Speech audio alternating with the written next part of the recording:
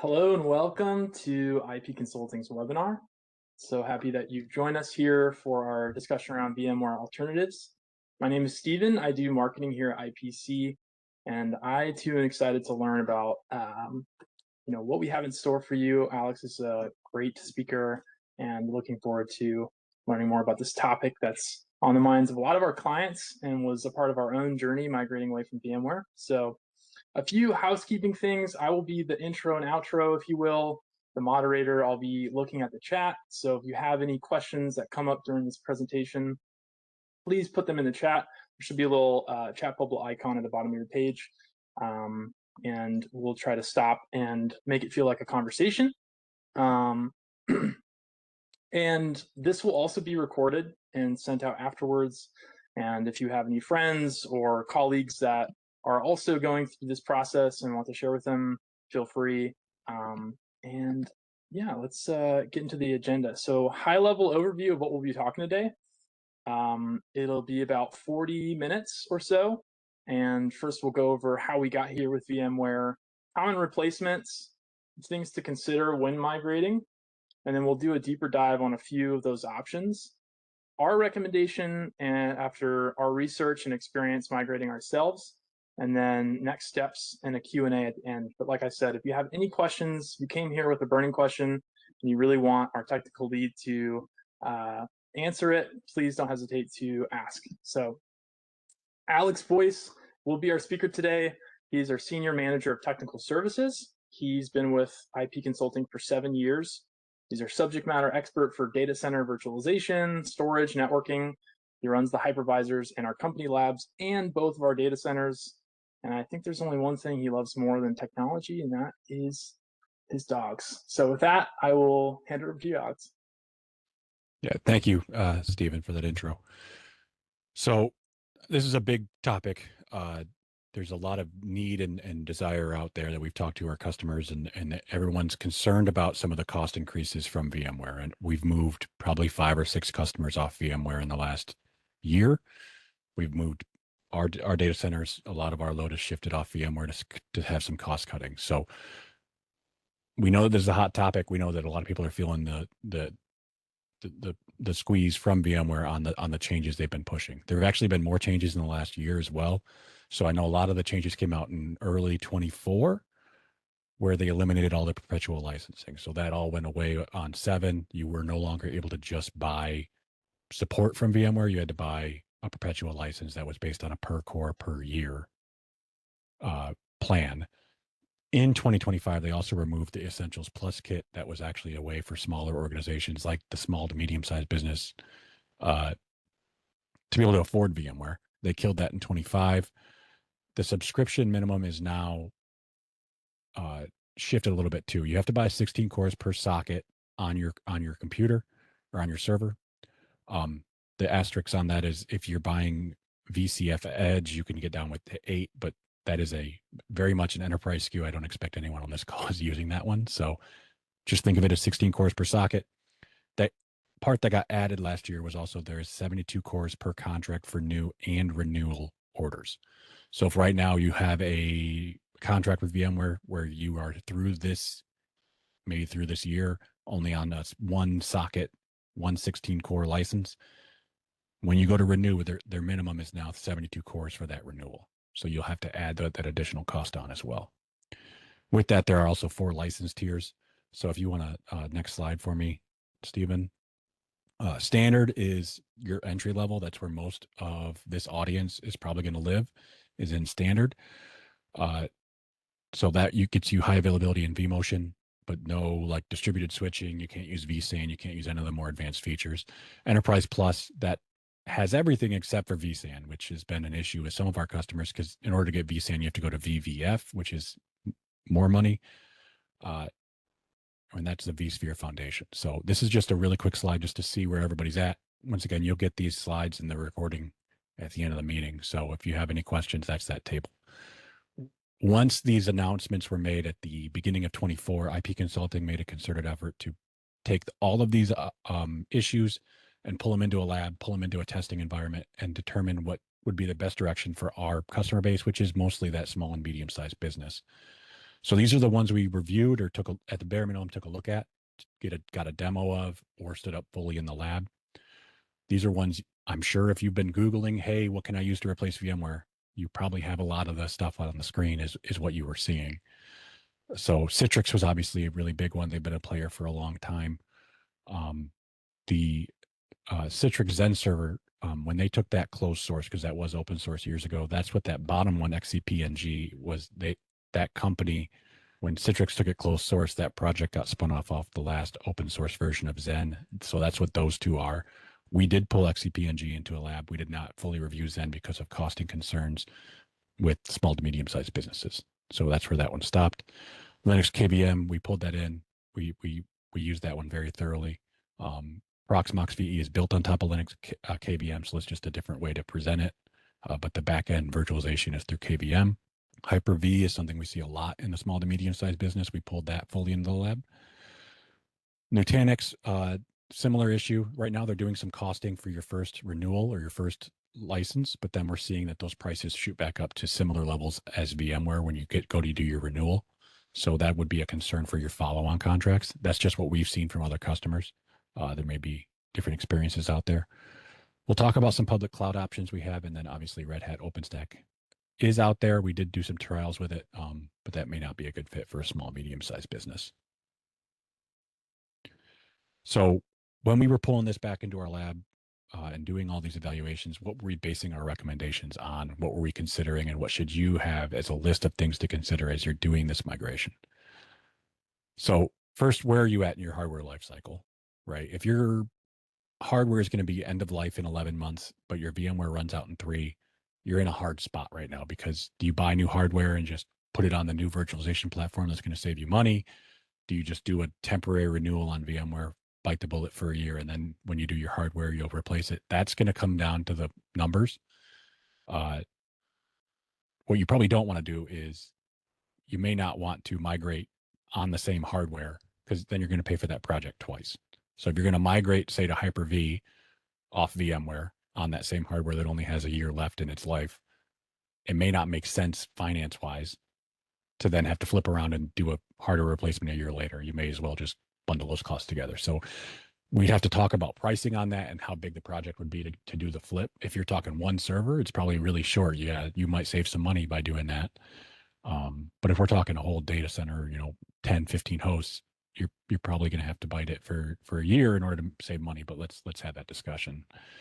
The other one you're going to want to look at is your host and CPU count. That's going to determine your licensing cost for not just VMware, but some of the replacement alternatives. For instance, Windows Server, that's how they're licensed out, is by physical core, especially once you flip over to Hyper-V.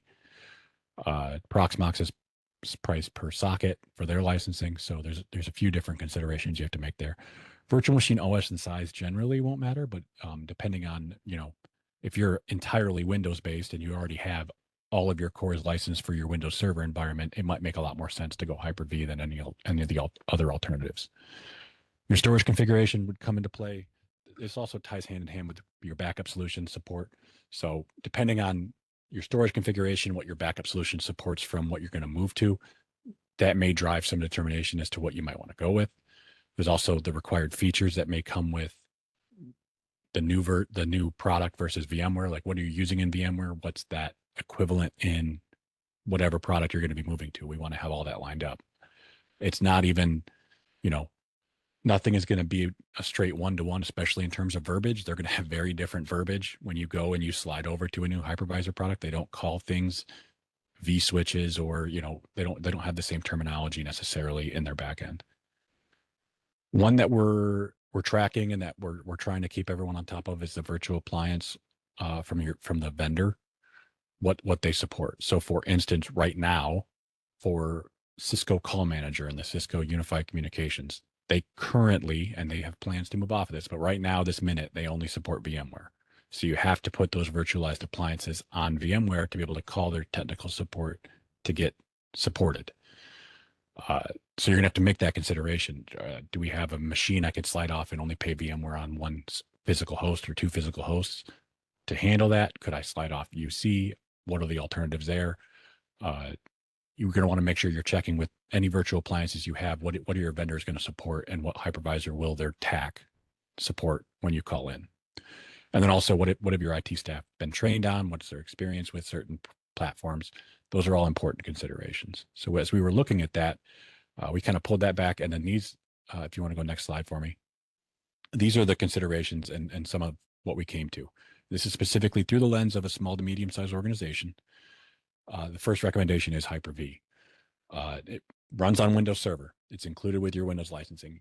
The caveat there is if you're in 2022, they came out with the per virtual core license you can buy for Windows Server. If you're on that, you do have to buy the per physical core license of Windows Server.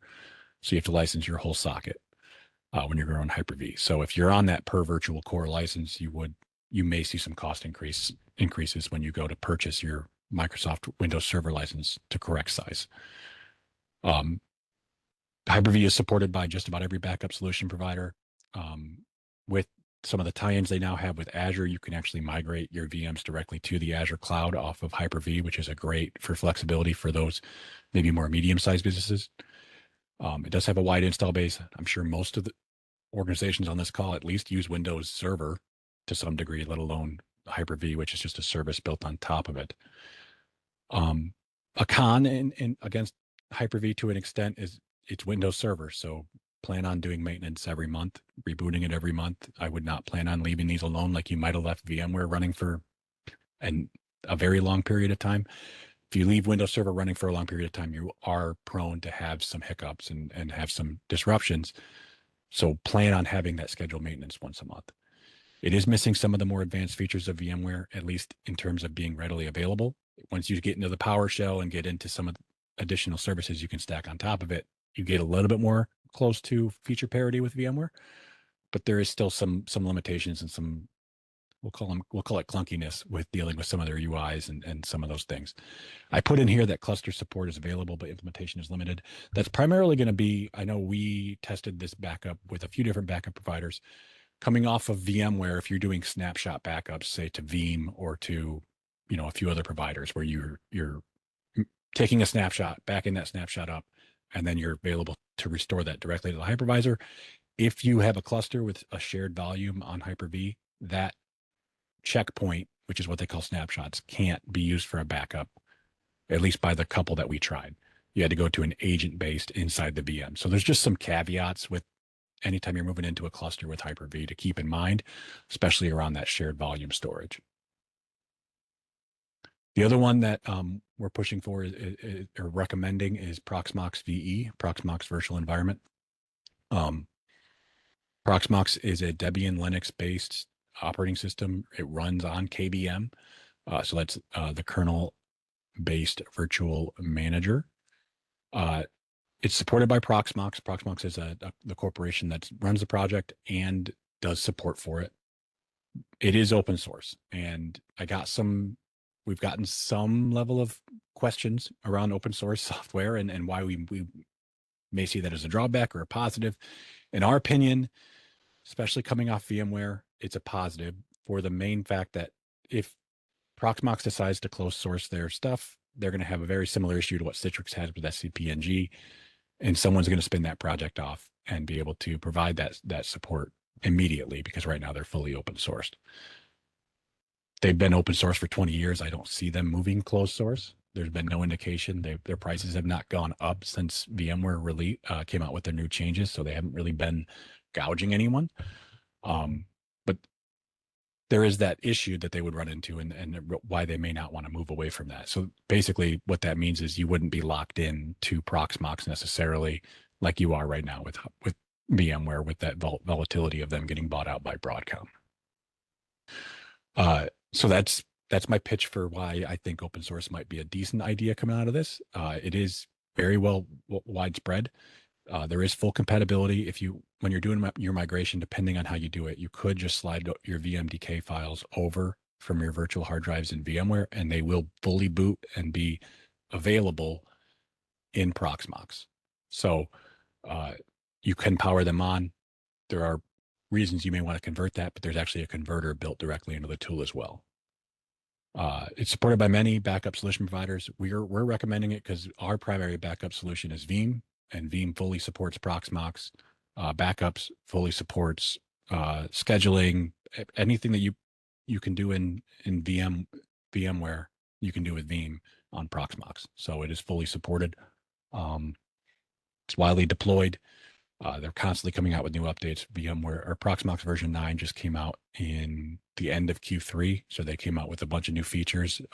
If you had looked at it in the past, iSCSI wasn't properly supported in a few instances. That got fixed in 9. There were a couple other things that got improved. So they're constantly evolving.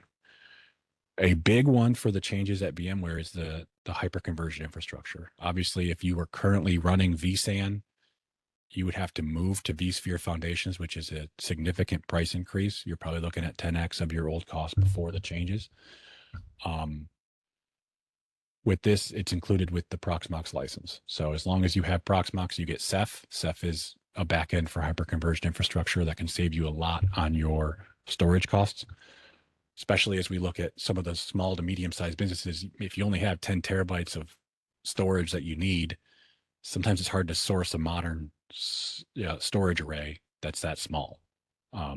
They can get kind of pricey at that price point. So this may be a good option to do some cost savings, especially since you're not going to pay for the software.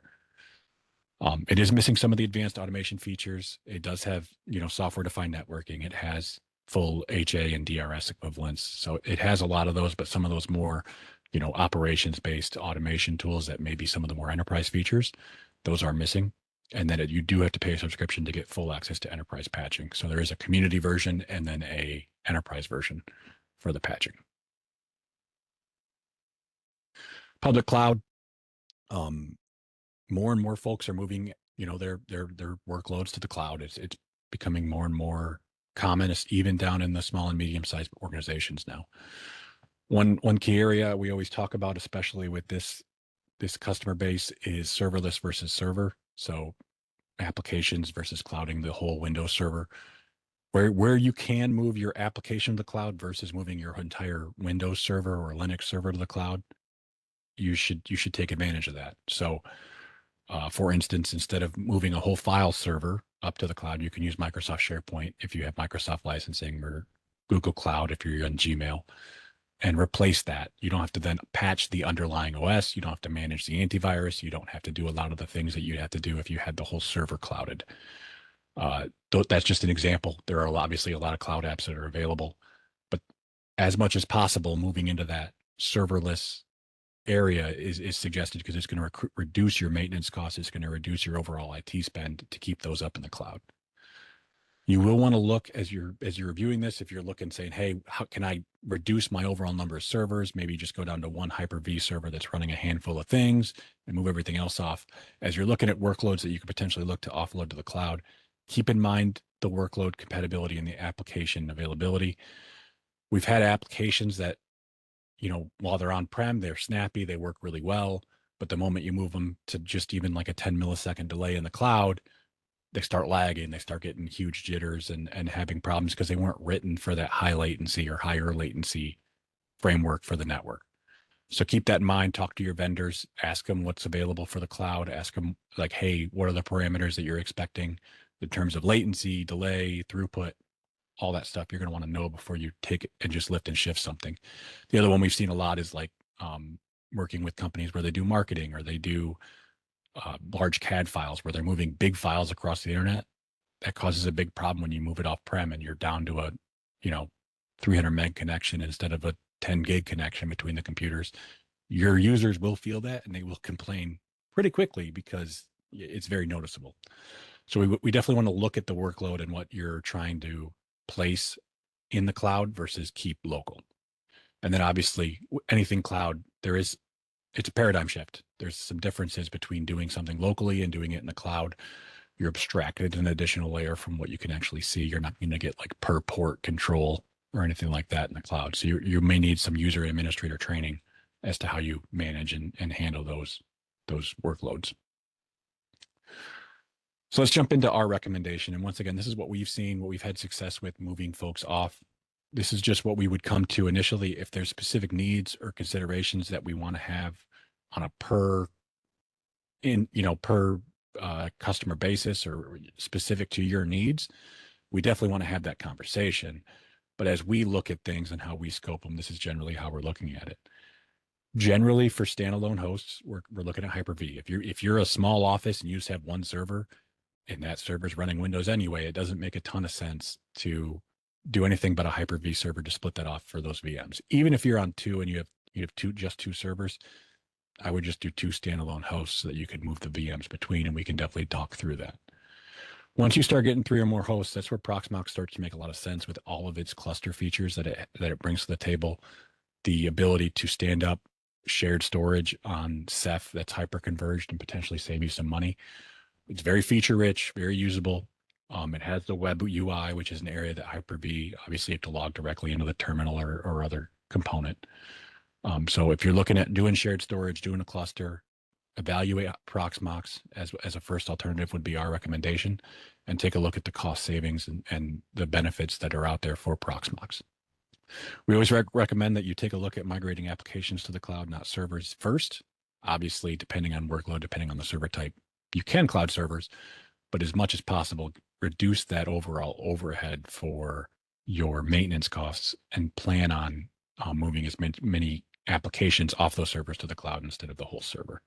And then just the last one is those virtual appliances are what's really going to be a holdup if you have a lot of virtual appliances that may not be supported by Hyper-V or by Proxmox. What I will tell you is as you're evaluating, if they support Linux KVM, they will support Proxmox from every single one I've run into. So just keep that in mind as you're looking at your vendor lists. If they say, yeah, we support KVM, but Proxmox isn't on the list, they'll be supported. KVM's under the hood for Proxmox as well. So those are really the ones that we want to have that discussion. We want to make sure we talk through that. If you have concerns, please drop them in chat. If you have any questions, let us know. And we'll definitely get to those. Okay. We are at the time. I don't see any questions in the chat, but I want to give people a time to ask any, or if you'd like to come off of mute, I can take you off mute so you can ask. Looks like we have one from Maurice. Yes. So Call Manager currently is only supported on VMware, Maurice. So Maurice's question, just in case anyone missed it, was, is Call Manager supported on Proxmox? It is currently not. Currently, that is only supported on VMware. Okay. Any other questions, Maurice or anyone else? I have one if no one else has one. Yes. So from both VMware and Hyper-V, we have migration paths. We've done several migrations from VMware to Hyper-V and from VMware to Proxmox. So we have a full migration path with, we'll call it as little downtime as possible. I can't promise no downtime, but we will have, during maintenance windows, we'll be able to get them spun up and moved over fairly quickly.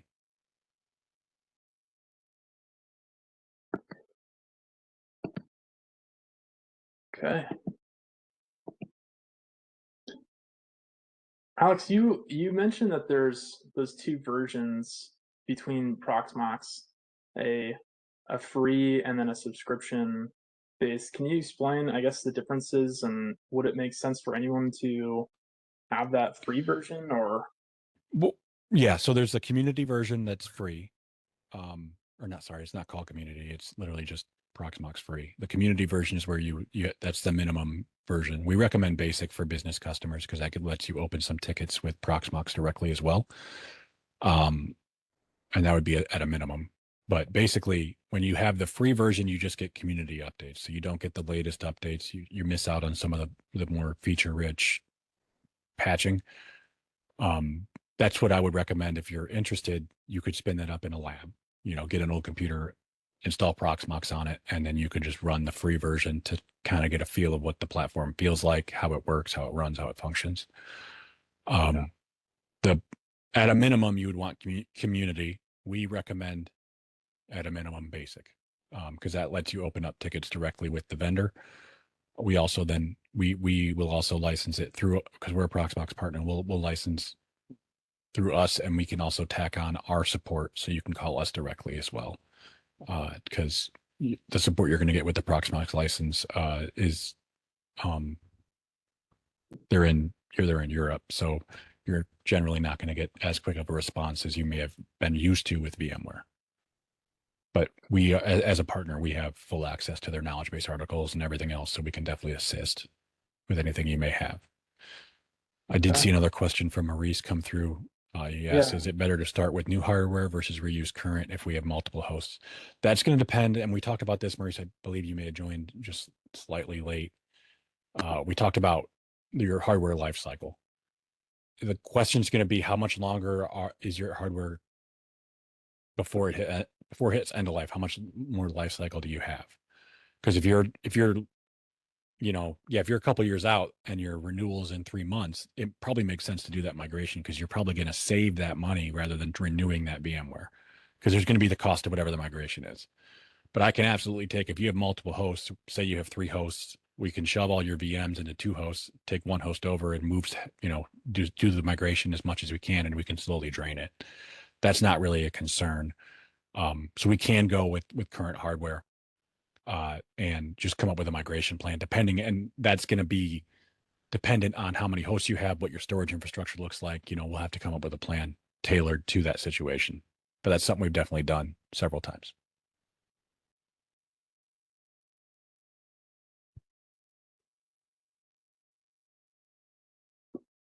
All right.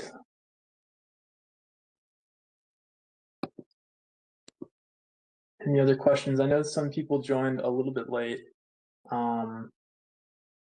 Thank you, Maurice. This will be sent out.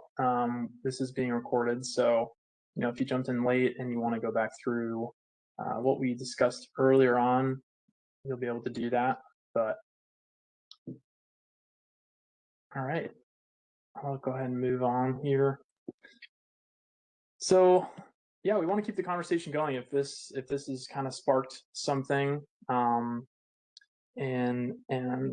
this is something you're working on, if you have any questions, we'd love to help your organization. So here's our contact information. This email is a catch-all to our team, and this phone number is, if you prefer that, you can reach us that way.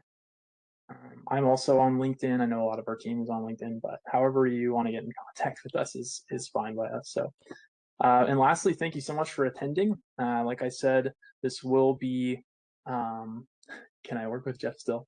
Yes. This will be recorded, like I said. If you have any feedback, or if there's certain topics that you would like to hear us discuss, we always welcome that. And with that, I will wish you a great rest of your day. Anything else to add, Alex? Or no, thank you, everyone. Yeah, if you have an account manager with us, please reach out to them. They would be your best point of contact, Maurice.